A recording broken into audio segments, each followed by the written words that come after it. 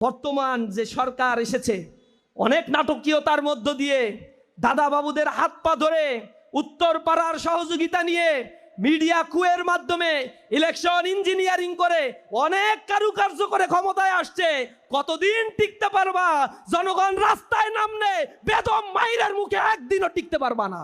এই জমিনকে নিয়ে যারা তালবাহানা করেছে তাদের জানা উচিত এই জমিন শাহজালাল, শাহ মখদুম, শাহ পরান, শাহ ওয়ালিউল্লাহ দেহলভী, শহীদ তিতুমিরের এই জমিন।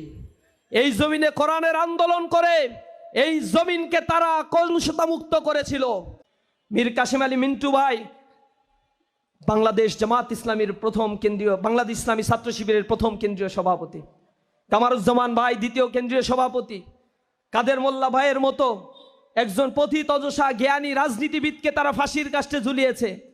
তারা মনে করেছে জামাত ইসলামীর প্রথম সারির এই নেতাদেরকে যদি ফাঁসি দেয়া যায়, বড় বড় নেতৃত্বকে, ইসলামী স্কলারকে শেষ করার জন্য তারা ধরেছিল একেএম ইউসুফ সাহেবকে, তারা ধরেছিল আল্লামা দেলোয়ার হোসাইন সাইদিকে।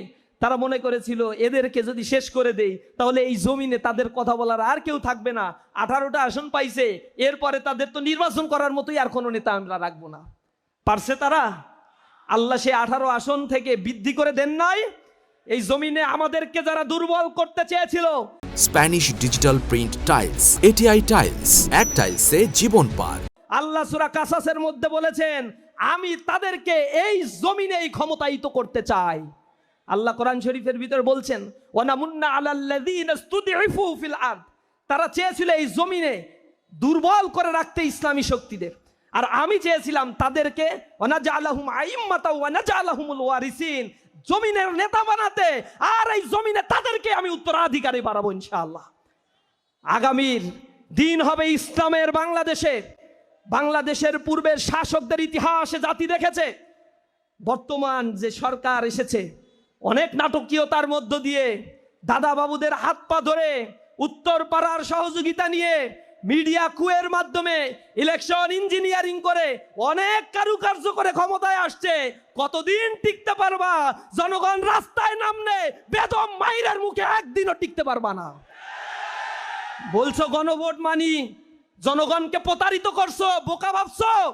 নেফাকি চরিত্র বন্ধ করো, অন্যথায় এমন তীব্র প্রতিরোধের মুখে পড়বা পালিয়ে দিল্লিও যাওয়ার সময় পাবা না। জনগণকে বোকা মনে করো না।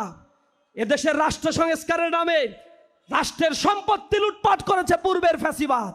তারই ধারাবাহিকতায় ব্যাংক রেজুলেশন অধ্যাদেশ অ্যামেন্ডমেন্ট করে তোমরা ওই পূর্বের ফ্যাসিবাদকে পুনর্বহালের ষড়যন্ত্রে লিপ্ত হয়েছো।